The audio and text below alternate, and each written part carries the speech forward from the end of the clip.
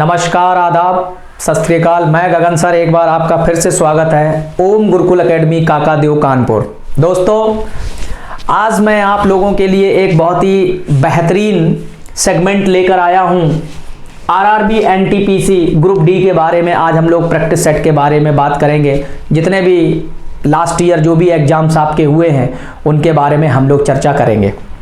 तो अब है क्या कि इसमें जिस लेवल के क्वेश्चंस आपके सामने आए थे उन सारे क्वेश्चंस पे हम लोग चर्चा करेंगे और देखेंगे कि किस किस तरीके के क्वेश्चंस एग्जाम में आपके सामने फ्रेम किए गए थे।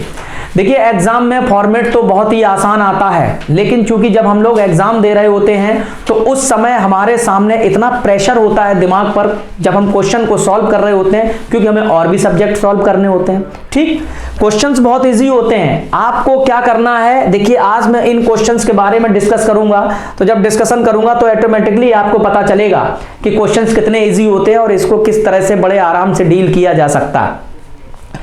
तो आज इस सेगमेंट में हम लोग प्रैक्टिस करेंगे, यानी जो क्वेश्चंस आए हैं उन पर बात करेंगे। ये देखिए, ठीक है, आपके सामने दिया हुआ है ये क्वेश्चंस। आप देखिए, सभी लोग देखिए, निकल के आया है। क्या क्वेश्चन है, निर्देश दिए गए हैं, आपकी ओर चेहरा किए हुए 5 लड़कियां आपके सामने बैठी हैं। ये देखिए, एक आपके सीटिंग अरेंजमेंट का क्वेश्चन आ गया है। ठीक है, तो इसमें कह रहा है कि रूही और मनाली क्रमशः ऊर्जा के दाएं व बाएं बैठी हुई हैं और मनाली व तान्या के बीच ध्वनि बैठी हुई है। तो अब यहां से क्वेश्चन फ्रेम कर दिया। तो चलिए भाई, ये बहुत नॉर्मल सा क्वेश्चन था, एक लाइन का क्वेश्चन है, वन लाइनर क्वेश्चन है आपके सामने। ठीक, ये कह रहा है कि रूही और मनाली क्रमशः ऊर्जा के दाएं व बाएं बैठी हुई हैं। तो हम क्या करेंगे, हम यहां पे ऊर्जा को लिख लें भाई। ठीक, इस तरीके से। अब क्रमशः की बात हो रही है, तो रूही बैठी हुई है दाएं और मनाली बैठेगी बाएं। तो हम चाहेंगे, चूंकि इधर फेस किए हुए हैं, तो रूही को बिठा दीजिए इस तरफ दाएं और मनाली इसके आ जाएगी बाएं। मनाली भाई आपकी यहां आ जाएगी। ठीक है, इस तरीके से।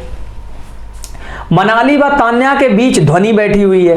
अब ऑलरेडी मनाली ये बैठी हुई है, तो अगर हम यहां तान्या और ले आए, ठीक है, इस तरह से, तो उसके बीच में कौन आ जाएगी भाई, हमारी ध्वनि आ जाएगी। तो देखिए, ये पांचों लोग क्लियर हो गए आपके। 1 2 3 4 5 पांचों लोग हो गए आपके। ठीक, तो अब पहला प्रश्न क्या कह रहा है, तान्या के दाएं कौन बैठी है। तो अब देखो, तान्या के दाएं कौन बैठी हुई है, ध्वनि। तो ये आपका उत्तर आ जाएगा भाई। ये जितने भी क्वेश्चंस एग्जाम में फ्रेम किए गए हैं एनटीपीसी में, आरआरबी में, उसके क्वेश्चंस मैं यहां पर लेकर आया हूं आप लोगों के लिए। प्रैक्टिस सेट है, उसको मैं सॉल्व करा रहा हूं। चलिए अगला क्वेश्चन देखते हैं भाई। इसमें अगला क्वेश्चन क्या फ्रेम किया गया था। अगला क्वेश्चन इसी में ही है। पंक्ति के बीच में कौन बैठी है। ठीक है, पंक्ति के अभी बीच में हमने कौन निकाला था, एक बार फिर देखते हैं। ठीक मध्य में, इसी से क्वेश्चंस हमारे सामने फ्रेम हुए थे। पंक्ति के ठीक मध्य में कौन बैठी हुई है, ये हमें निकालना है।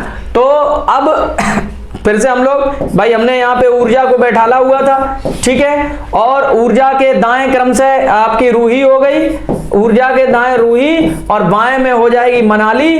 ठीक है, ये इस तरीके से। और यहां पर आगे लिखा था मनाली और तान्या के बीच ध्वनि। ये मनाली आ गई थी, ये तान्या आ गई थी भाई, और यहां पे ध्वनि आ गई थी। अब उसने कहा कि पंक्ति के ठीक मध्य में कौन बैठा, 2 इधर से निकल गए, 2 इधर से निकल गए, तो बीच में कौन आ गई भाई, मनाली। ये आपका क्वेश्चन हो गया। ठीक है, तान्या हो गई, ध्वनि हो गई, मनाली हो गई, ऊर्जा हो गई भाई। ठीक, अब अगले क्वेश्चन पे कर चलते हैं भाई। अगला क्वेश्चन क्या है इसका, अब आपकी ओर चेहरा की, अच्छा फिर से, ध्वनि और रूही के बीच कितनी लड़कियां हैं भाई। तो ध्वनि और रूही के बीच में हमने टोटल लड़कियां कितनी निकाली थी, कितनी काउंटिंग हुई थी, 2 लड़कियां हैं। ठीक है, तो आपके सामने 2 लड़कियों पे टिक कर दीजिए। ये देखिए क्वेश्चन है आपके सामने, देखिए ये आ गया, 2 लड़कियों पे टिक कर दीजिए। ठीक है, अगले क्वेश्चन पे हम लोग चलते हैं। इस तरीके के क्वेश्चंस हैं जो आपके सेगमेंट में यहां पर फ्रेम किए गए थे। चलिए ये देखिए, बहुत अच्छा क्वेश्चन एक इसमें डाला गया था। हालांकि ये बहुत ही नॉर्मल क्वेश्चन है। इसमें ये लिखा हुआ है कि उलझे हुए CCITRKE अक्षरों को सुलझाएं जिससे वह एक अंग्रेजी का सही शब्द बन जाए, और फिर सुलझे हुए शब्द का 5वां अक्षर बताएं भाई। तो देखिए अब इसमें यह नहीं पूछा गया कि बाएं से 5वां क्या होगा या दाएं से 5वां क्या होगा।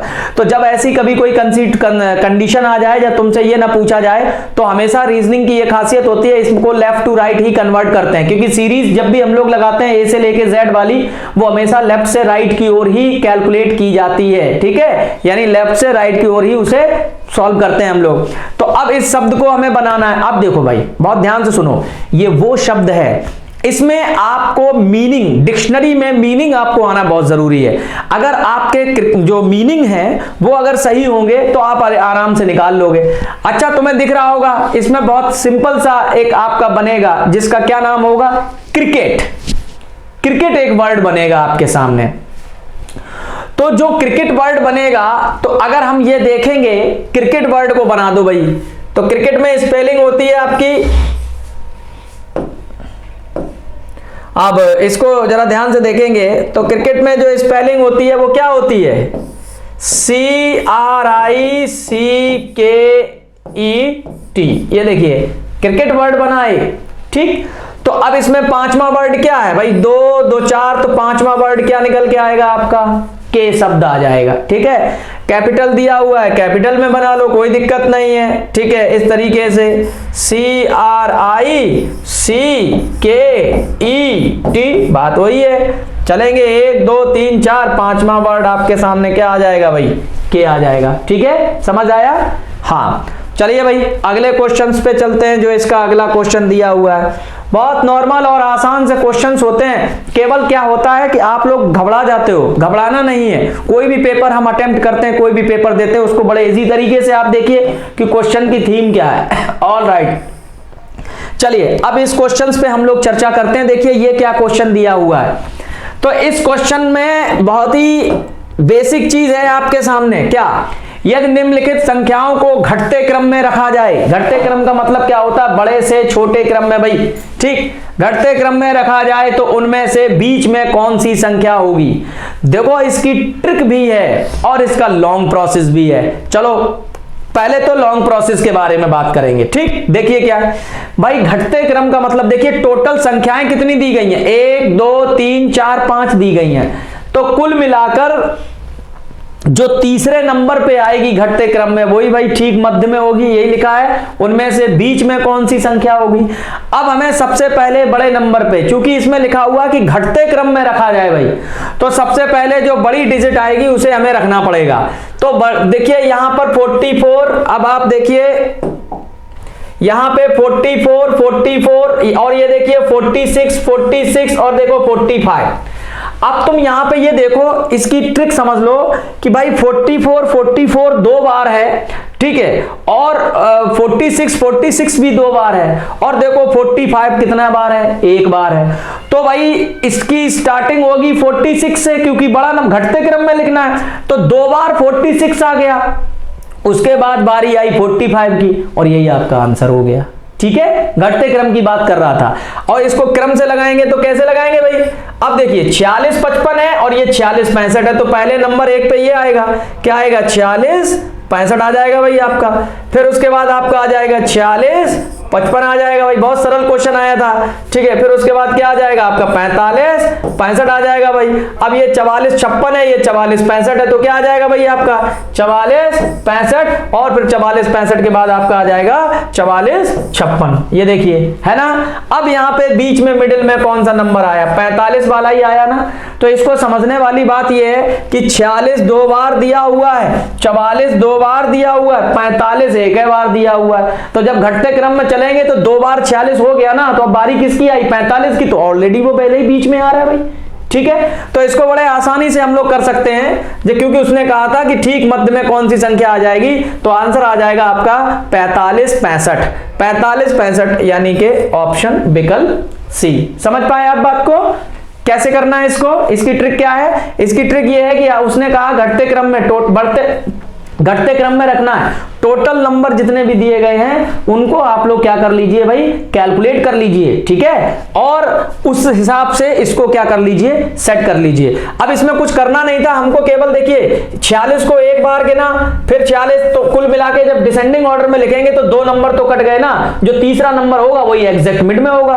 क्यों? क्योंकि टोटल नंबर है उसमें 5, तो 2 इधर निकल जाएंगे, 2 इधर निकल जाएंगे, बीच वाला 5 में आ जाएगा, तो अगला जिसका नंबर आएगा वही आपका क्या कहलाएगा, आंसर कहलाएगा। Got it? समझ आया? देखिए आसान क्वेश्चन था। अब चूंकि हम लोग पेपर दे रहे होते हैं तो हमको लगता है कि ये बहुत ज्यादा बल्कि क्वेश्चन हो गया, ठीक है, आगे चलें भाई। चलो अगले क्वेश्चंस पे आते हैं।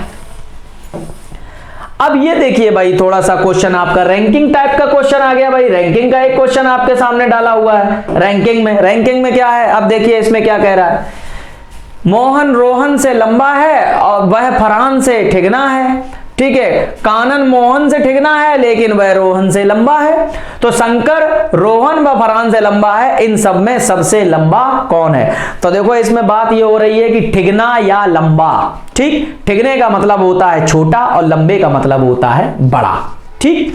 तो जिस हिसाब से वो कहता जा रहा है वैसे आप इसके सीरीज को बना लीजिए, आपको पता चल जाएगा। उसने ये पूछा है कि इन सब में सबसे लंबा कौन है, यानी जिसकी सबसे हाइट है उसको आपको बताना होगा भाई, ठीक। तो अब हम लोग बात करते हैं, तो चलिए इसमें समझें। तो यहां पे ये कह रहा है कि मोहन रोहन से लंबा है भाई, ठीक। तो चलो भाई बना लो इसको। तो सबसे पहले मोहन ऊपर आ जाएगा भाई, ये देखिए हमेशा ऐसे बनाया करिए, किससे लंबा है, रोहन से लंबा है भाई, ठीक। फरहान से ठिगना है, फरहान तो इसका मतलब ठिगने से मतलब होता है एक तरह से छोटा, तो फरहान इसके ऊपर आ जाएगा, फरहान। Got it? उसके बाद भाई आगे चलते हैं, कानन मोहन से ठिगना है। अब देखो यहां पे एक चीज और आ जाती है भाई, मोहन से जो ठिगना है वो कानन है, तो कानन इसके नीचे आ जाएगा भाई, ठीक। आगे लिखा है कानन मोहन से ठिगना लेकिन रोहन से लंबा है, तो देखो अब रोहन इसके ऊपर चला गया भाई, ठीक है, ये देखिए आप बिल्कुल। तो चूंकि रोहन यहां था, अब आगे चलते हैं, लेकिन रोहन, शंकर रोहन व फरहान से लंबा है।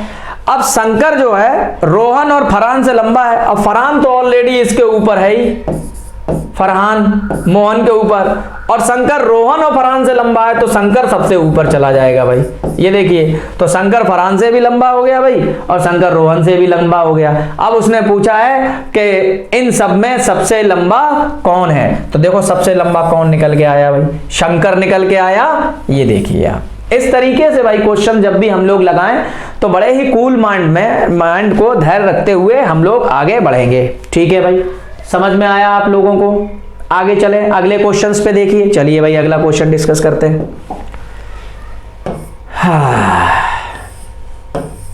ये देखिए आसान सा क्वेश्चन आ गया एक। अब ये एक श्रृंखला का क्वेश्चन इसमें पूछा गया था भाई आपके सामने।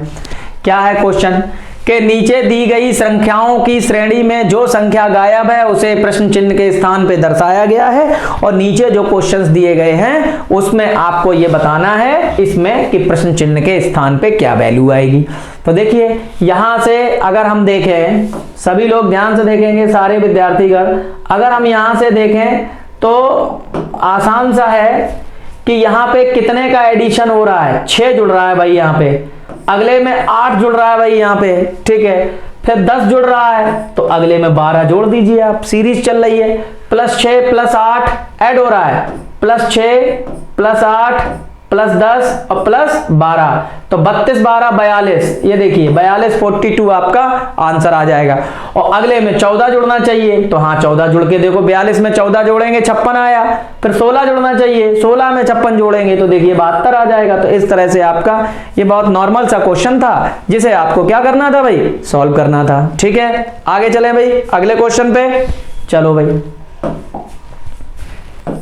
बहुत ही धैर्य रखकर इस तरीके के क्वेश्चंस हम लोगों को सॉल्व करने होते हैं भाई, ठीक। अब देखिए ये ए बी, अब देखिए ये क्वेश्चन ब्लड रेशन से आपके सामने फ्रेम किया गया था, ठीक। चलो देखते हैं ब्लड रेशन में क्या है भाई। ब्लड रेशन का एक क्वेश्चन आया था आपके सामने डाला हुआ भाई, सभी लोग ध्यान से देखेंगे। यदि ए बी का पुत्र है तो बना लीजिए भाई, ये देखिए बी का जो पुत्र है वो ए है, ठीक है, प्लस हम लोग मान लेते हैं, हम लोग क्या मानते हैं, मेल बराबर प्लस और फीमेल बराबर माइनस, इस तरीके सिंबल से हम लोग इंडिकेट कर देते हैं। ठीक है, अब वो कह रहा है यदि ए जो है वो बी का पुत्र है भाई, तो बी का पुत्र कौन है, ए है, तथा वह सी का पिता है, और एक ही बात हो रही है, और ये पिता किसका है, सी का भाई, ये देखिए तो सी का पिता हो गया। ठीक है, तो सी का बी से क्या संबंध। अब मुद्दा यह है कि ना तो तुम्हारे पास बी का जेंडर क्लियर है भाई, और ना तो तुम्हारे पास सी का जेंडर क्लियर है, लेकिन प्रश्न में यह कह रहा है कि सी का बी से क्या संबंध, सी जो है वो बी का क्या लगेगा। अब ये बी के पुत्र का, अब बी के पुत्र का ये बच्चा है, ठीक, और चूंकि ए पिता है इसका, तो अब ये मेल या फीमेल कुछ भी हो सकती है, तो या तो ये ग्रैंड डॉटर लगेगी या तो ये ग्रैंड सन लगेगी। ठीक है, तो यहां पे पोता या पोती, ये वाला आपका विकल्प हो जाएगा भाई। ठीक है, दो ही बातें होंगी। अच्छा, अब यहां पे अगर ये पूछ लेता कि बी का सी, अब ये भी समझो, ये भी समझने वाली बात है, यहां पे अगर आपसे ये पूछे कि बी का सी से क्या संबंध है, तो बी के लिए दो ही विकल्प बचते हैं, या तो दादा होगा या तो दादी होगी भाई। ठीक है, तो फिर ये उत्तर हो जाता आपका, लेकिन अभी ये प्रश्न नहीं पूछा गया है, अभी प्रश्न ये पूछा गया है भाई आपसे कि सी का जो है वो बी से क्या संबंध, यानी सी जो है वो बी का क्या लगेगा, तो उसमें बी का क्या लग जाएगा भाई, पोता या पोती। ठीक है, आगे चलो भाई, अगले क्वेश्चन पे पहुंचते हैं हम लोग, नेक्स्ट क्वेश्चन पे। ठीक है भाई, अब ये क्वेश्चन एक नॉर्मल सा कोडिंग डिकोडिंग का क्वेश्चन भी फ्रेम किया गया था। अब इस क्वेश्चन में क्या है, इसमें केवल कॉमन लेके क्वेश्चंस को हमें सॉल्व कर लेना है। कॉमन ले लीजिए, जैसे लिखा है अमेरिका को लिखा जाता है ये, और इंडिया को लिखा जाता है ये, तो कनाडा को भाई किस प्रकार से लिखेंगे, तो पर्टिकुलर हर एक लेटर के लिए हर एक पर्टिकुलर डिजिट को इस्तेमाल किया गया है। ठीक है, स्पेसिफाई किया गया है, इंडिया के लिए जो डिजिट दिए गए हैं उसके हिसाब से उसको फ्रेम किया गया है। कनाडा का निकालना है हमको, तो कनाडा के लिए CNADA,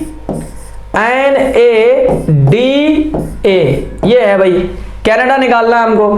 तो देखिए पर्टिकुलर यहां सी के लिए क्या इस्तेमाल किया गया, लास्ट में देखो सी लिखा हुआ है, लास्ट में यहां क्या लिखा हुआ है, 6 लिखा हुआ है, नहीं यहां पे सॉरी, सी के लिए यहां लास्ट में क्या है 5, तो यहां 5 आ जाएगा भाई।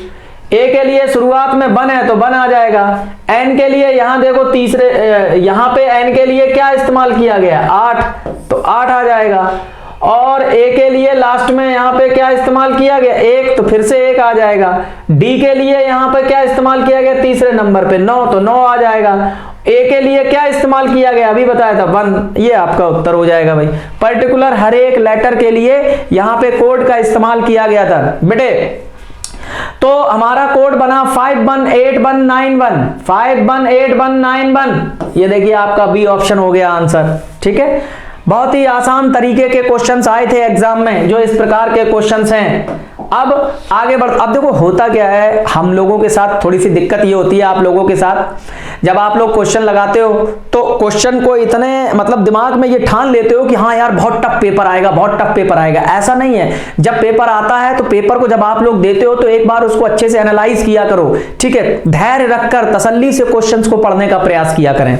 ठीक है भाई, आगे बढ़ो, अगले क्वेश्चन पे चलते हैं भाई। देखो क्या लिखा हुआ है, ये क्वेश्चन पढ़ो भाई सब लोग। इसमें कह रहा है, इस क्वेश्चन में देखिए क्या कहता है आपके सामने। इसमें कह रहा है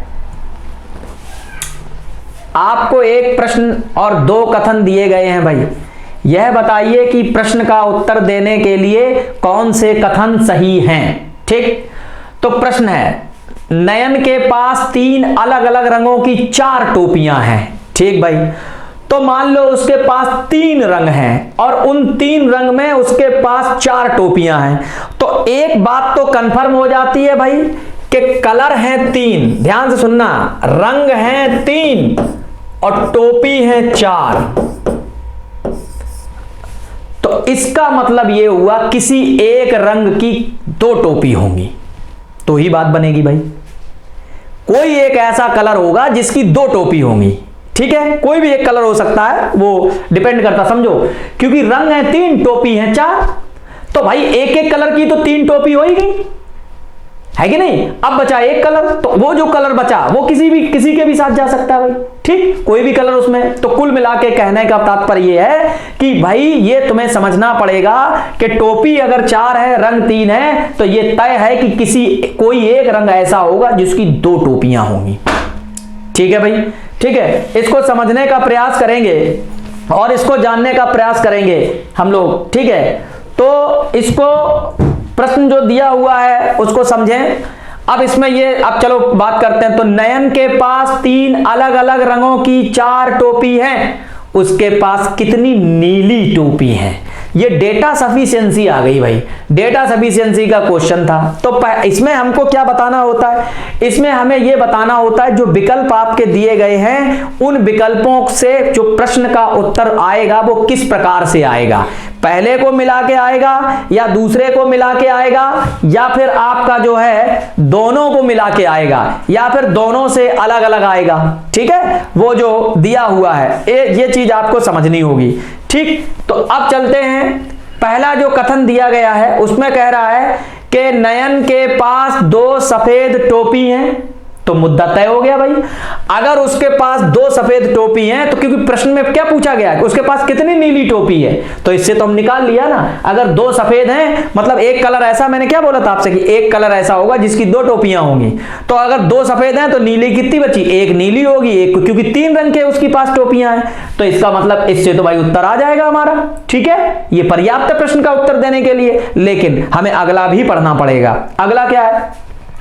उसके पास नीली टोपियों की संख्या बेज टोपियों के बराबर है। बहुत बढ़िया भाई, उसके पास नीली टोपियों की संख्या बेज टोपियों के बराबर है। अब इसको जरा समझिए क्या है।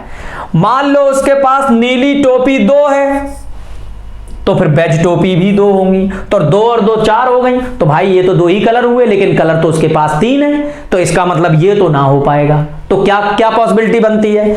नीली टोपी 1 होगी, बेज टोपी भी 1 होगी। क्यों? तभी जान पाएंगे भाई उसके पास नीली टोपियों की संख्या बेज टोपियों के समान है। तो अगर बेज की 1 है तो नीली की भी 1 होगी, बची हुई 2 काय की हो जाएंगी भाई? सफेद की हो जाएंगी। क्यों? क्योंकि वो कह रहा है कि रंग है उसके पास 3, अर्थात दूसरे से भी उत्तर हम निकाल लेंगे भाई। तो वही कह रहा है कि अब देखिए इसमें कथन 1 और 2 दोनों पर्याप्त हैं, केवल कथन 2 पर्याप्त है, कथन 1 और 2 दोनों पर्याप्त नहीं है। तो ये आ जाएगा कि इसमें दोनों ही पर्याप्त हैं, कोई दिक्कत नहीं है। आप पहले से भी इसका उत्तर दे सकते हो और आप दूसरे से भी इसका उत्तर दे सकते हो। आई होप कि आपको ये बात समझ में आई होगी। आसान है, कोई बहुत ज्यादा टफ क्वेश्चन नहीं था। ठीक है, हाँ ये जरूर है कि थोड़ा सा घुमाया गया था आपके लिए। ठीक है भाई, अगले क्वेश्चन की ओर हम लोग चलते हैं भाई। अगला क्या क्वेश्चन है? वाह, अब ये देखो कोड आ गया। बहुत आसान कोड था भाई, इसमें कुछ था ही नहीं कोड में। ये जो क्वेश्चन आपके सामने डाला गया है बहुत आसान सा था। क्या लिखा हुआ है?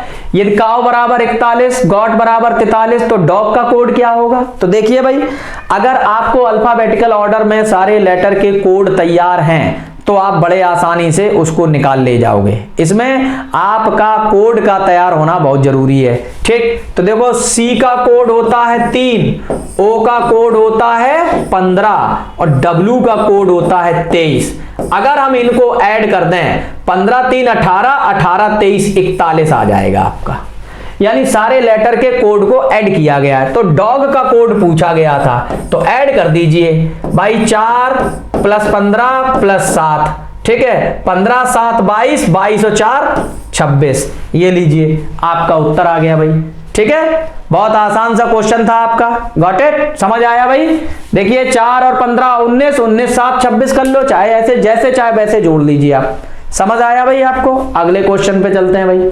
देखिए अगला क्वेश्चन क्या है। अब ये क्वेश्चन आया, ठीक है, देखो भाई। तो प्रश्न ये है, बहुत ध्यान से सुनेंगे सारे विद्यार्थीगण भाई। डायरेक्शन का क्वेश्चन है। जूलिया ने अपने घर से उत्तर दिशा में चलना प्रारंभ किया भाई। अब जूलिया जो है उत्तर दिशा में चल रही है भाई। ठीक है, चलना प्रारंभ शुरू किया। कुछ देर बाद वह बाएं मुड़ गई। बाएं का मतलब होता है एंटी क्लॉकवाइज। बाएं मुड़ गई और फिर दाएं मुड़ गई, फिर दाएं मुड़ गई भाई। ठीक है, मुड़ गई, बाद में पुनः दाएं मुड़ गई, अब बाद में फिर दाएं मुड़ गई भाई। तो अब उसका चेहरा किस दिशा की ओर आ रहा है? ये देखिए पूरब आ गया। ये आपका उत्तर हो गया। कभी भी कोई भी क्वेश्चन आप लोग सॉल्व करें तो इसको समझें। भाई पहले उसने क्या किया, अपने घर से उत्तर दिशा में चली, ठीक है, चलना शुरू किया, कुछ देर बाद अपने बाएं मुड़ी, बाएं मतलब एंटी क्लॉकवाइज, फिर मुड़ गई और फिर वह दाएं मुड़ी, फिर वह दाएं मुड़ गई और बाद में वह पुनः दाएं मुड़ी, बाद में पुनः दाएं मुड़ गई। तो अब उसका चेहरा किस दिशा में है, पूरब दिशा में उसका चेहरा आ गया भाई। ठीक है, ऐसे क्वेश्चंस बहुत आसान से क्वेश्चंस आए थे। आप लोग बिल्कुल भी ना घबराया करें, जब पेपर दिया करें तो बड़े तसल्ली से उसको सॉल्व किया करें भाई। ठीक है, चलिए अगले क्वेश्चंस पे आते हैं। ये देखिए, अब ये क्वेश्चन आपके वेन आरेख का आ गया भाई। देखिए हर टाइप का क्वेश्चन एग्जाम में डाला गया था, ठीक है। ये क्वेश्चन जो है वो आपके वेन आरेख का क्वेश्चन आ गया। क्या कह रहा है वेन आरेख में, 40 छात्रों की एक कक्षा में 28 तमिल बोल सकते हैं, वेरी गुड, और 30 तेलुगु बोल सकते हैं। सभी छात्र 2 भाषाओं में से कम एक भाषा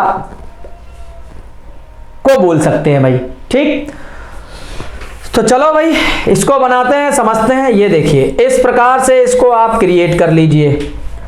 तो टोटल नंबर ऑफ जो विद्यार्थी हैं टोटल वो बेटे 40 हैं, गॉट इट, 40 हैं। अब इसमें तमिल, यहां पे हम तमिल लिख दें, ये तमिल आ जाएगा।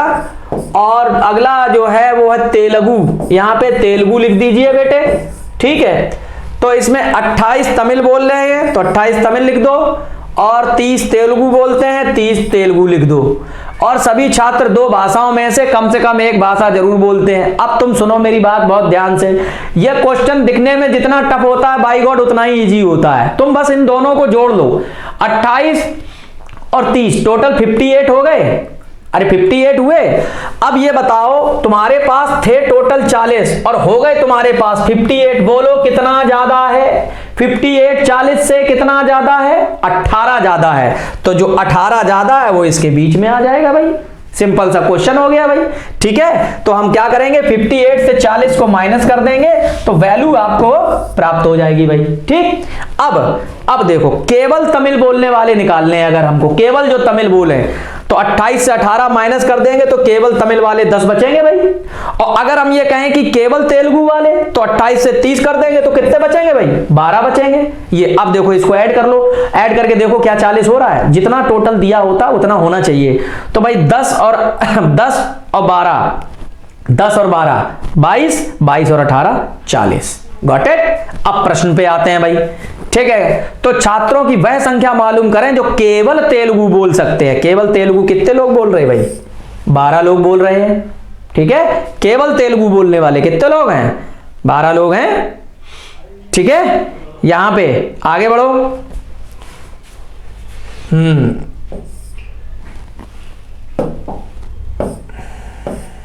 लो भाई, छात्रों की वह न्यूनतम संख्या मालूम करें जो तमिल और तेलुगु दोनों बोल सकते हैं। तो दोनों वाले कितने थे भाई, 18 लोग निकाले थे अभी हम लोगों ने दोनों वाले। ध्यान से कर लो बेटे। ये देखिए दोनों में जो वैल्यू आई थी वो कितनी आई थी, कॉमन वैल्यू जिसको कहते हैं, वो कितनी आई थी, 18 आई थी। ठीक है, आगे चलो भाई अगले क्वेश्चन पे। अब अगला क्वेश्चन क्या था, अगला क्वेश्चन कह रहा है कि छात्रों की वह संख्या मालूम करें जो केवल तमिल बोल सकते हैं। तो केवल तमिल वाले कितने निकाले थे हमने, केवल तमिल जो बोल सकते थे वो 10 निकाले थे हमने भाई। ठीक है, यानी 10 उत्तर आ जाएगा केवल तमिल वाले। ठीक है, आगे देखते हैं भाई अगला क्वेश्चन वाला, जो क्वेश्चन अभी तुमने जो बनवाया है। हाँ, अब देखो ये एक अलग क्वेश्चन आ गया।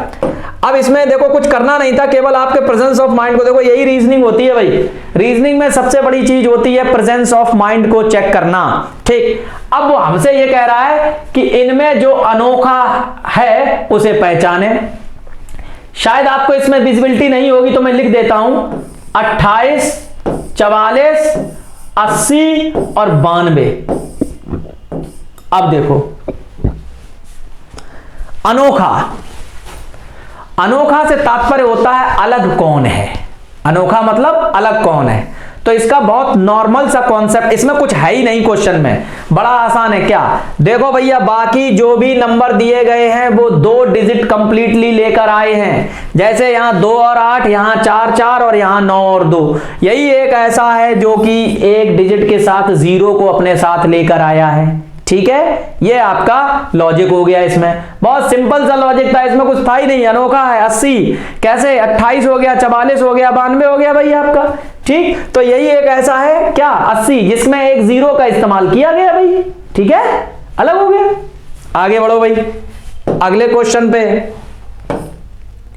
चलिए अब देखिए, ये कुछ क्वेश्चन जो है वो सिलॉक्स के डाले गए थे भाई आपके लिए। सिलॉगिज्म यानी न्याय निगमन बोलते हैं इनको।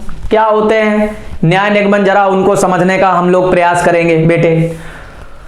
तो कह रहा है कि वक्तव्य 1 व 2 को पढ़ें और निष्कर्ष 3 व 4 भी पढ़ें और उन्हें वक्तव्य से विकृत किया गया है, मतलब निकाला गया है। वक्तव्य, कुछ पक्षी गधे हैं। तो देखो भाई, कुछ पक्षी गधे हैं, ये पक्षी मान लिए हमने और ये गधे हो गए भाई आपके। ठीक है, और अगला है सब गधे बेवकूफ हैं। तो गधे का टोटल जो पोर्शन है वो क्या है, बेवकूफ है। ठीक है, बेवकूफ। अच्छा, अब पहला जो निष्कर्ष दिया है इसके बिहाफ पर हमको ये तय करना है, सभी पक्षी बेवकूफ हैं। भाई पक्षी अलग है, बेवकूफ तो सभी पक्षी तो बेवकूफ नहीं दिख रहे हैं। ठीक है, इसलिए ये तो गया कट भाई।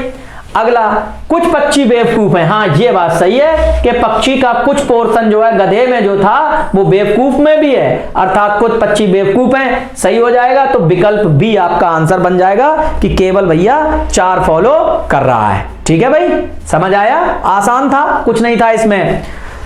बस ये है कि क्वेश्चन को देख के डरे नहीं। अब देखिए, अब ये क्वेश्चन फिर से भाई जो है रैंकिंग का ही क्वेश्चन समझ लीजिए आप इसे, रैंकिंग का ही क्वेश्चन है ये। आ गया क्या है क्वेश्चन में, तो क्वेश्चन में ये कह रहा है कि 5 विद्यार्थी प्रियंका, मैरी, सुनील, आशा व रियान एक कतार में खड़े हैं। पहले तो आप सब लोग एक चीज को ये समझें, ये एक्सपेक्टेड क्वेश्चन नहीं है, ये वो क्वेश्चन है जो आपके एग्जाम में आ चुके हैं। ठीक है, ये आपका जो है एनटीपीसी वगैरह में एग्जाम, तो उसी पर हम लोग प्रैक्टिस कर रहे हैं। जो क्वेश्चंस आए हैं तो आए हुए हम क्वेश्चंस आपको भाई सॉल्व करा रहे हैं। तो 5 विद्यार्थी प्रियंका, मैरी, सुनील, आशा व रियान एक कतार में खड़े हैं। भाई प्रियंका सुनील और आशा से आगे खड़ी है, तो हमने कहा ये प्रियंका हो गई भाई, और ये किससे आगे खड़ी है, सुनील से और आशा से। अभी इनकी पोजीशन फिक्स नहीं है सुनील और आशा की, कहीं भी हो सकते हैं। प्रियंका सुनील और आशा से आगे खड़ी है, रियान व आशा के बीच में सुनील खड़ा है। अब देखो, रियान और आशा के बीच में अगर सुनील खड़ा है तो कुल मिला के रियान बीच में आ जाएगा, प्रियंका और ऊपर चली जाएगी प्रियंका, और यहां आ जाएगा रियान और नीचे आ जाएगी आशा, और इनके बीच में खड़ा है सुनील। ये देखिए भाई, ऐसे आ गया। ठीक है, रियान व आशा के बीच में सुनील खड़ा है, सुनील व मैरी के बीच में रियान खड़ा है। अब देखो प्रियंका और ऊपर चली जाएगी भाई, तो सुनील और मैरी, मैरी यहां आ जाएगी बीच में। ये देखिए, सुनील और मैरी के बीच में रियान खड़ा हुआ है भाई। तो कतार में सबसे प्रथम कौन खड़ा है, तो पहले कौन खड़ा आपका, प्रियंका। सबसे पहले कौन मिलेगी, ऊपर कौन मिलेगी, प्रियंका। ये आपका उत्तर आ जाएगा भाई। ठीक है, आसान क्वेश्चन था ये भी भाई। प्रियंका, मैरी, रियान, सुनील और आशा। ठीक है भाई, अगले क्वेश्चन की ओर चलते हैं। अगला क्वेश्चन देखते हैं भाई। देखिए अगला क्वेश्चन भाई ब्लड रेशन का, फिर से ब्लड रेशन के इसमें भाई इस सेट में 2-3 क्वेश्चन आपके आ गए थे। अगला क्वेश्चन फिर से हम लोग ब्लड रेशन के क्वेश्चंस पे भाई चर्चा करने जा रहे हैं। क्या है, एक परिवार में एक्स व वाई बहनें हैं। ये देखिए इस तरीके से, ये दोनों बहनें हैं। माइनस का चिन्ह लगा दें क्योंकि अभी हम बता चुके हैं आपको कि मेल बराबर प्लस मान लेते हैं और फीमेल बराबर माइनस मान लेते हैं हम लोग। ठीक है, ये देखिए। ठीक है, एक ही माता बाई है, माता हो गई भाई। ए का पुत्र सी है और नीचे चलेंगे, इसका पुत्र सी आ जाएगा भाई, प्लस लग गया। ठीक है, एक्स का पुत्र बी है,